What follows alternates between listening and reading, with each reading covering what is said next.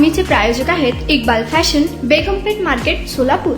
गेल्या आठवड्यात जे काही काश्मीरमध्ये घडले त्यामुळे साहजिक देशात लोकांमध्ये एक अस्वस्थता होती. निष्पाप लोकांना गोळ्या घालतात, 27 लोक जातात. भारत आणि पाकिस्तान यामध्ये POK जे त्यांनी 48 मध्ये घेतला तिचे हे हल्ले करण्याचे स्थान केंद्रित केल्याचे दिसत आहे.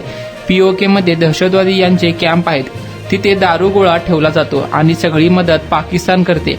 हिंदुस्थान आणि पाकिस्तान बॉर्डर ओलांडून आपण जाऊ इच्छित नव्हतो आणि त्याची काळजी भारतीय हवाई दलाने घेतली. POK मध्ये हल्ले झाले यात एक बदल दिसतो की जे काश्मीरमध्ये झालं. घटना घडल्यानंतर संपूर्ण काश्मीरमध्ये स्थानिक जनता महाराष्ट्राच्या जनतेच्या सोबत उभी राहिली. काश्मीरमधील विधानसभेत हाताच्या विरोधात ठराव झाला. ओमर अब्दुल्ला यांनी स्वच्छ भूमिका दहशतवाद विरोधात केली. हा सगळा निर्णय योग्य घेतला आहे. सर्व पक्ष बैठकीत सुप्रिया सुळे या उपस्थित होत्या. या परिस्थितीत राजकारणमध्ये न आणता आम्ही सोबत होतो. काल रात्री कारवाई झाली त्याच्या पाठी आम्ही उभे आहोत. या हल्ल्याच्या नंतर अमेरिका, जपान आणि इतर देश यांनी भारताला समर्थन दिले आहे. काळजी करण्यासारखी गोष्ट आहे की चीनने समर्थन दिलं नाही. सतर्क राहण्याची स्थिती आहे. पाकिस्तान माहिती नाही पण त्यांना त्यांची ताकद आणि भारताची ताकद माहिती आहे. या गोष्टीत आपल्याला सावध राहावं लागेल. पाकिस्तानची आर्थिक कोंडी कशी करता येईल हे धोरण चुकीचं नाही. या मोहिमेला नाव जे दिलं ते योग्य दिलं गेलं. असं आहे की गेल्या आठवड्यामध्ये जे काही काश्मीरमध्ये घडलं त्यामुळे साहजिकच सर्व देशामध्ये लोकांच्या मध्ये एक अस्वस्थता होती. लोक येतात पलीकडनं, ज्यांचा काही संबंध नाही अशा निष्पाप लोकांना गोळ्या घालतात, 27-28 वर्षे भरतात आणि याच्यामध्ये कुठल्याही सरकारला लगेच भूमिका घेणं शक्य नव्हतं. पण हे करत असताना काळजीपूर्वक निकाल घ्यायची गरज होती. 2 भाग आहेत. एक भारताचा नकाशा निर्देश करून ठेवा, पाकिस्तानचा नकाशा निर्देश करून ठेवा. भारत आणि पाकिस्तान याच्यामध्ये POK, पाकिस्तान ऑक्युपाईड काश्मीर, की जो काश्मीरचा भाग 1948 साली त्यांनी घेतला आणि जो त्यांच्या ताब्यात आहे, तिथंच हे हल्ला करण्याचं स्थान केंद्रित केले असं दिसतं. आणि त्याचं कारण असं आहे की POK या ठिकाणी दहशतवाद्यांचे कॅम्प आहेत. तिथे ट्रेनिंग दिलं जातं, तिथे दारुगोळा ठेवला जातो आणि सगळी मदत पाकिस्तानकडनं पिकवली. जो काही निर्णय भारताला घ्यायचा होता तो पाकिस्तान, हिंदुस्थान यांची जी बॉर्डर आहे ती बॉर्डर ओलांडून आपण जाऊ इच्छित नव्हतो आणि ही काळजी भारतीय हवाई दलाने घेतली. आणि जे हल्ले झाले ते पाक ऑक्युपाईड काश्मीर इथे झाले. यावेळेच्या स्थितीत एक आणखी बदल दिसला की जो काही 10 दिवसापूर्वी झालं काश्मीरमध्ये, ते झाल्याच्या नंतर या देशात, आपल्या देशात काही लोकांच्या मनामध्ये काश्मीरी जनतेच्या बद्दल सुद्धा शंका होती. पण हा जो इन्सिडेंट झाला दहशतवाद्यांचा, तो झाल्याच्या नंतर याचा आनंद वाटावा असा एक दिवस घडली. सर्व काश्मीरमधली स्थानिक जनता ही भारताच्या बरोबर उभी राहिली. ही दहशतवाद्यांच्या विरुद्ध त्यांनी आपली तीव्र मतं व्यक्त केली. जम्मू काश्मीरची विधानसभा याचं अधिवेशन घेतलं गेलं आणि त्या विधानसभेमध्ये एक मताने हा जो हल्ला झाला होता दहशतवाद्यांचा त्याच्या विरुद्ध निषेधाचा ठराव झाला आणि त्याबरोबर तिथे मुख्यमंत्री जे आहेत उमर अब्दुल्ला, त्यांचं भाषण कुणी ऐकलं असेल त्यांनी अतिशय स्वच्छ भूमिका ही या दहशतवादाच्या विरुद्ध केली आणि सवन काश्मीर रॅली आणि भारतीय नेतृत्व, भारतीय सेना याच्यात अंतर नाही ही गोष्ट जगाला कळली. आणि हे सगळं झाल्याच्या नंतर हल्ला तर राहणार असा आपल्या 26-27 लोक पडले होते, त्याचा हिशोब करावा लागेल. पण तो करत असताना आंतरराष्ट्रीय जगामध्ये भारत आक्रमक आहे असं चित्र होऊ नये याची खबरदारी या ठिकाणी घेतली त्यांचे योग्य आहे. आणि म्हणून आम्हा लोकांचा आग्रह होता त्यावेळी दिल्लीमध्ये सर्व पक्षीय बैठक बोलवली. त्या बैठकीमध्ये माझ्या पक्षाच्या वतीनं सोफियाताई सोय हजर होत्या आणि तिथे एका विचाराने कुठलीही भूमिका सरकार घेत असेल तर या ठिकाणी राजकारण न आणता पूर्ण ताकदीने सरकारच्या मागं उभं राहावा हा निर्णय घेतला. आणि आज या ॲक्शनच्या नंतर सवन देशवासियांची जबाबदारी, राजकीय नेतृत्वाची जबाबदारी ही आहे की एअरफोर्स आणि बाकीचे त्यांचे सहकारी यांनी काल रात्री जी काय ॲक्शन घेतली तिच्या पाठीशी मजबूतीने उभं आणि ती भूमिका आम्हाला लोकांची आहे. सर, या सगळ्या हल्ल्यानंतर अमेरिकेकडून जे काही सांगितलं गेलं की दहशतवाद विरोधी कारवाई संदर्भात आम्ही भारताच्या पाठीशी आहोत, आंतरराष्ट्रीय पातळीवरती याचे काय नेमके परिणाम होऊ शकतात? नाही, असं आहे की आंतरराष्ट्रीय हे थोडं जपून केलं पाहिजे. पण सुदैवानं त्या हल्ल्याच्या नंतर आणि कालच्या ॲक्शनच्या नंतर अमेरिका, जपान आणि काही महत्वाचे देश यांनी भारताला समर्थन दिलं.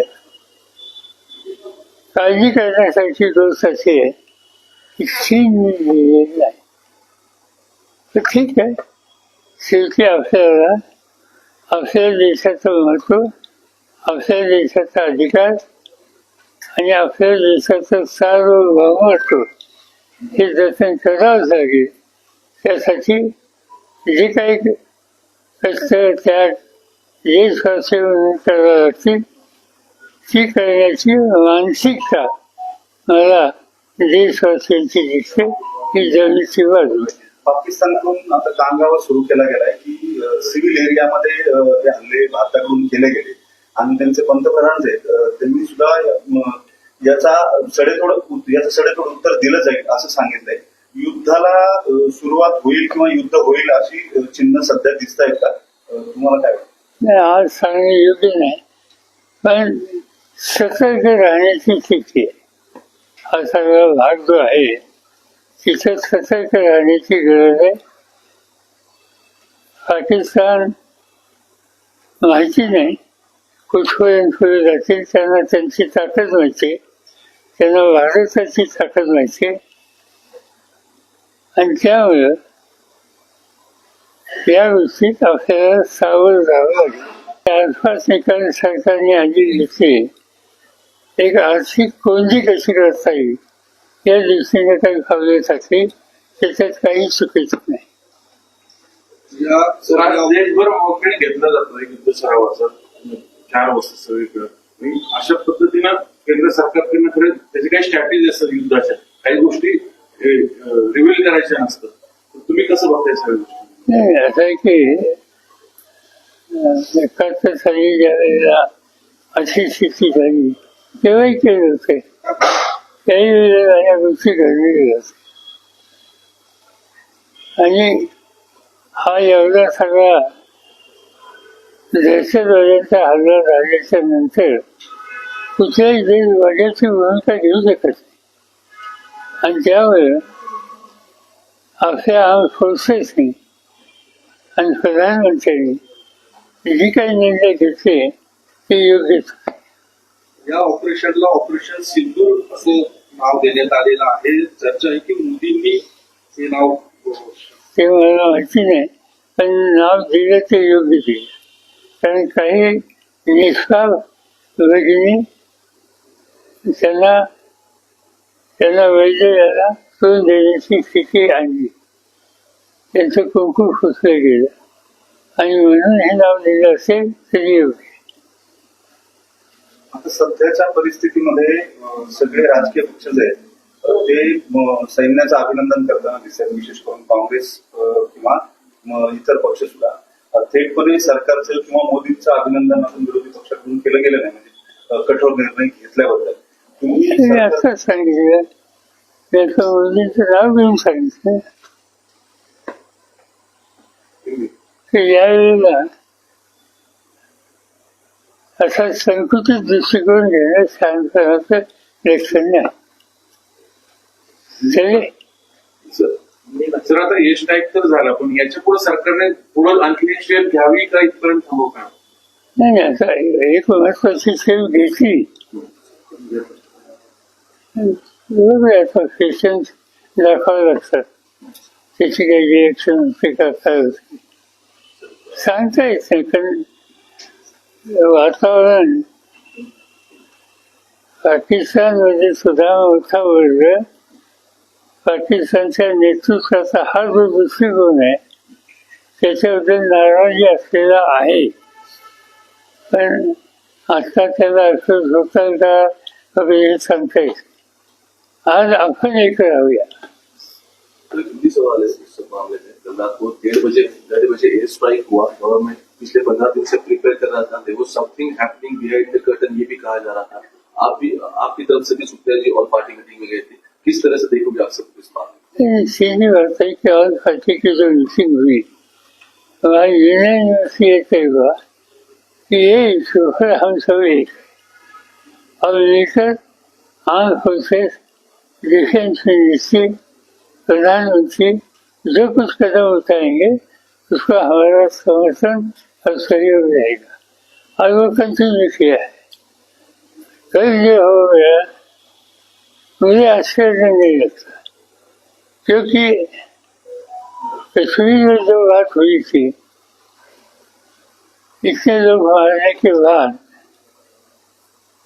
हम नजरअंदाज नहीं कर सकते थे। कुछ न कुछ कदम उठाने की आवश्यकता थी और संदेश देने की आवश्यकता थी कि दहशतवादी लोगों को कि ऐसे काम करेंगे तो ये देश सुख नहीं बैठेगा, और ये संदेश देने के लिए कदम उठाने की आवश्यकता थी। मगर कदम ऐसे उठाइए कि जिसमें दहशतवादी जहाँ रहते हैं उनके बेस जहाँ है वो छोड़कर अन्य एरिया के लोगों को कुछ तकलीफ नहीं होनी चाहिए।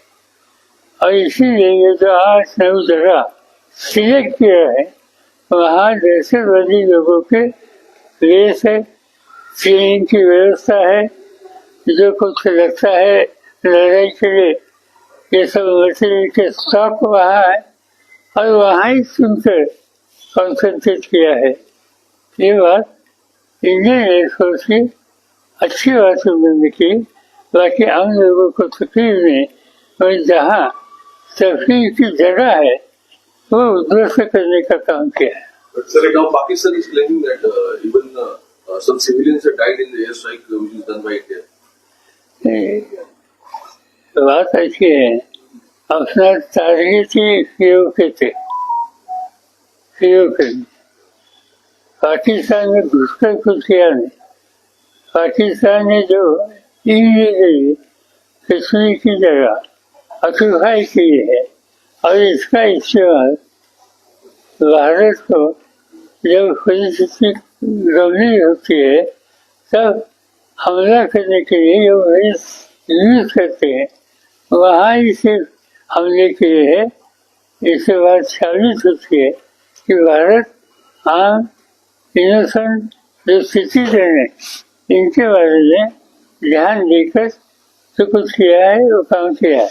Sir, any specific remark on the name Sindhu? एक भावनिक नाम दिया गया।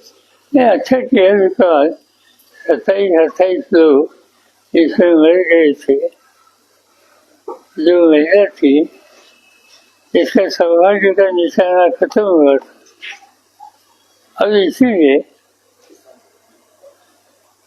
देशवासी उनके साथ है ये कहने का संदेश एक शब्द से दिया गया। सर यावेळी पहिल्यांदा पीओकेच्या व्यतिरिक्त तुम्ही पाकिस्तानच्या पंजाब प्रांतात पण आपण स्ट्राईक केलेला आहे प्रमाणे एक स्टेप पुढे गेलं होतं। माझी माहिती पीओके मध्ये हल्ली झाली। सर भारताची एअर स्पेस ओलांडली नाही ही लष्कराच्या दृष्टीने एअरफोर्सच्या दृष्टीने आणि भारताच्या दृष्टीने स्ट्रॅटेजिकली कौतुकाची आणि जमेची बाब ठरली। बॉर्डर एअरफेस या दोन्ही गोष्टीचा जो काही संयम ठेवायला पाहिजे तो इंडियन एअरफोर्सने ठेवलेला आहे। ती बाजू जमेची ठरेल या सगळ्या हल्ल्याच्या दृष्टीनं जेव्हा बात अशी आहे की जगाच्या बाकीच्या देशांच्याकडे ही माहिती आपली दिलेली असेल किंवा जाईल आणि त्यामुळे भारताची भूमिका ही आक्रमण करणारी नव्हती, ही दहशतवादी शक्तीला सदैव उत्तर देण्याची होती हे स्पष्ट होईल। आपणही या खात्याचा कारभार सांभाळलेला आहे, सरकारला काय इथून पुढे कसं जावं काय नाही आता बात अशी आहे की सर्व देशवासीयांना जी काही समस्या उद्या निर्माण होण्याची शक्यता असेल तर सावध राहणं, सहकार्य करणं, एक राहणं हे सगळं करावं लागेल आणि त्याच्यामध्ये आम्हा सगळ्यांचं सहकार्य गव्हर्नमेंटचं राहील। तुम्हाला पाहिजे एक उत्तम विवाह कलेक्शनचा अनुभव? सोलापूरमध्ये एकाच ठिकाणी सर्व काही मिळायला हवंय? आमच्या इक्बाल फॅशन मध्ये मिळतंय तुमच्या विवाहासाठी सर्व काही। लेहंगा, साडी, मटेरियल, रेडीमेड आणि मुलांसाठी स्पेशल वेअर प्रत्येक गोष्टीत दिली आहे खास सजावट, आकर्षक डिझाईन्स आणि दर्जा, आश्चर्यकारक डिझाईन्स आणि कस्टमायझेशन सह तुमच्या लग्नाचा दिवस खास बनवा। आणि हो, आमचं मोठं कलेक्शन तुमच्या सर्व गरजा पूर्ण करेल। आकर्षक रंग आणि स्टायलिश डिझाईन्स फक्त इक्बाल फॅशन मध्ये। इक्बाल फॅशन सोलापूरचं अग्रगण्य विवाहासाठीच्या कलेक्शनसाठी आणि तुमच्या सुंदर दिवशी आणा इक्बाल फॅशनचा स्पर्श। मग आताच भेट द्या इक्बाल फॅशनला। आमचा पत्ता बेगमपेठ मार्केट सोलापूर।